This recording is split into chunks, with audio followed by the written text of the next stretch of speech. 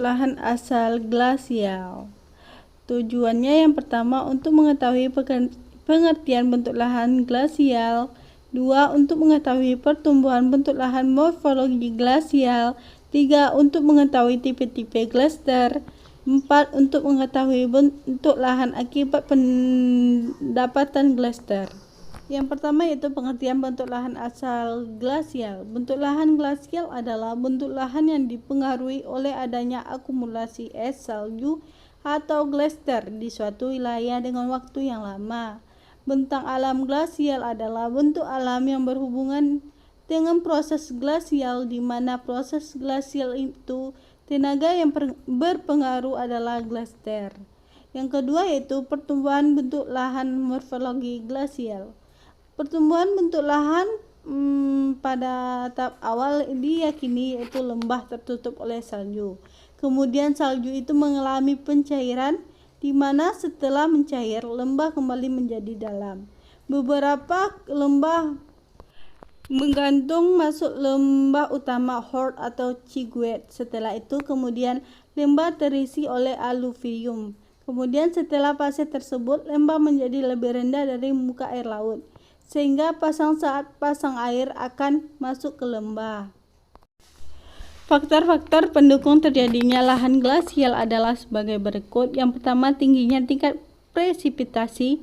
Kedua, suhu lingkungan yang rendah. 3. Pada musim dingin, es terakumulasi dalam jumlah besar. 4. Tingkat peleburan yang rendah. Adapun sifat-sifat khas dari sebuah gerakan glaster pada lahan glasial adalah sebagai berikut. Yang pertama, pada tepi gerakan glaster lebih lambat daripada di tengah. 2. Pada ujung lidah glaster itu lebih lambat daripada akarnya. Yang ketiga, kita dapat menentukan bahwa glaster itu lambat laut menjadi pendek. Yang keempat, juga dapat ditemukan bahwa garis yang menunjukkan gerakan yang paling cepat letaknya tepat di tengah-tengah, tetapi di sini kita lihat gejala yang sama seperti pada garis arus sungai, yang yaitu pada belokan garis arus tadi terletak pada belokan luar. Yang ketiga, tipe-tipe glaster. Yang A, valley glacier, merupakan glacier yang mengalir pada suatu lembah dan dapat mengalir dari tempat yang tinggi ke tempat yang rendah. Yang B, ice sheet, merupakan massa es yang tidak mengalir pada valley glacial tetapi menutup daratan yang luas, biasanya 50.000 km persegi. 3. Ice cap. Ice sheet yang lebih kecil terdapat pada daerah seperti valley glacier di lautan Arktik, Kanada, Rusia, dan daratan Siberia.